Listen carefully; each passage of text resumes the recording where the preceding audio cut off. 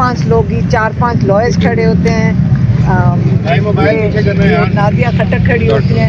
تو آج ماشاءاللہ اتنی رونق ہے. مجھے لگتا ہے جب ٹکٹ کا فائنل ہو جائے گا تو یہ جگہ ساری خالی ہو جائے گا, پھر اداس ہو جائے گی, خان صاحب اکیلے رہیں گے.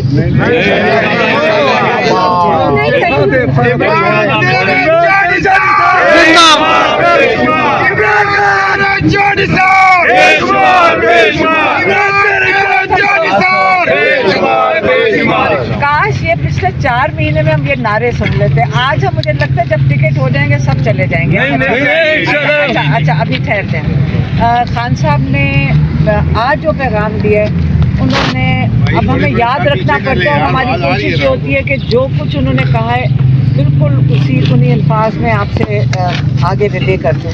انہوں نے کہا کہ پچھلی کئی صدی مطلب دہائیوں سے لوگ جو پاکستان کے اوپر جو آئے ہیں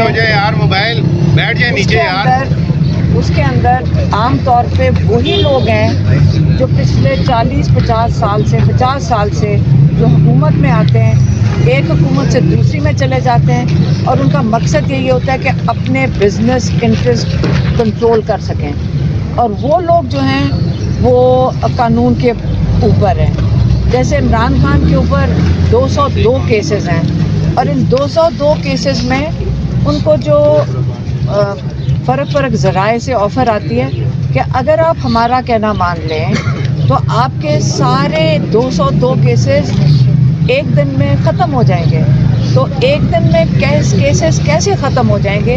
اول بننے نہیں چاہیے تھے, جب بن گئے تو ایک دن میں کیسز کیسے ختم ہو سکتے ہیں؟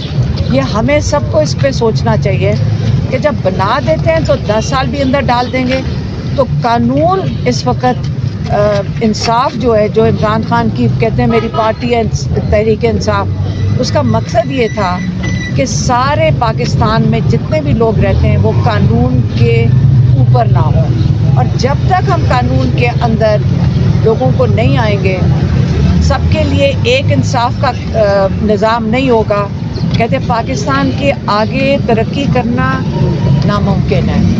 یہ ایک ان کا پیغام تھا. اور دوسرا انہوں نے آج یہ بھی کہا کہ میری پوری کوشش ہے, اور انہوں نے جو ان کے ساتھ جو لائرز ان کی لسٹ ساتھ لے کر گئے ہیں وہ باری باری ان کو یہی کہہ رہے تھے کہ میرے جو کارکن ہیں ان کو سیٹیں دینی چاہیے.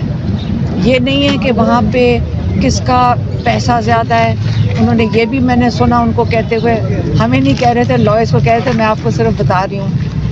انہوں نے کہا یہ نہیں دیکھنا چاہیے کہ کتنے کروڑ روپے خرچ سکتے ہیں, آپ نے یہ دیکھنا چاہیے کہ پاکستان کے لیے جن کا حق بنتا ہے وہ ہیں جو کارکن ہیں, اور کارکنوں کو آپ نے میکسیمم کوشش کرنی ہے کہ ان کو ٹکٹس اوارڈ کرنے چاہیے. یہ انہوں نے کہا تھا.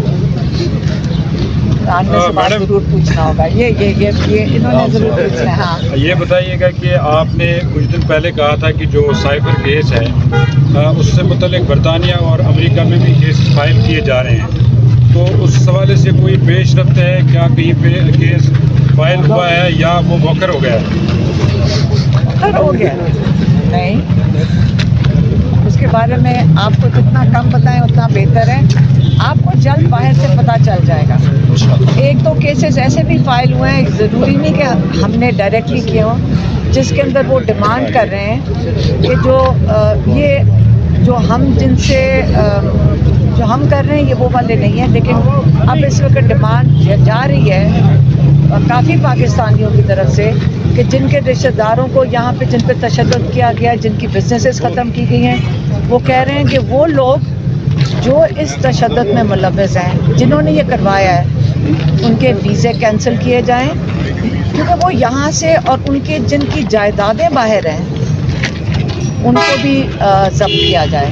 اور یہ صرف پاکستان کے لیے نہیں, اور ملکوں کے لیے بھی یہ ہو رہا ہے کہ جہاں پہ الیکشنز کے اندر دھاندلیاں ہو رہی ہیں, جو جب یہاں سے لوگ پیسہ لے کے انہی کے ملکوں میں جاتے ہیں جو کہ چیمپئنز ہیں ہیومن رائٹس کے, اگر انہی ملکوں میں ہمارا پیسہ جانا ہے اور ان لوگوں کا جو پاکستان کا پیسہ ہے جو باہر جا رہے ہیں, تو لوگ ہیں اس وقت جو کیسز فائل کر رہے ہیں کہ جو اس ظلم کے ذمہ دار ہیں ان کے ویزے بھی کینسل کیے جائیں، ان کی جائیدادیں بھی ضبط کی جائیں. شکریہ میم، تھینک یو سو مچ.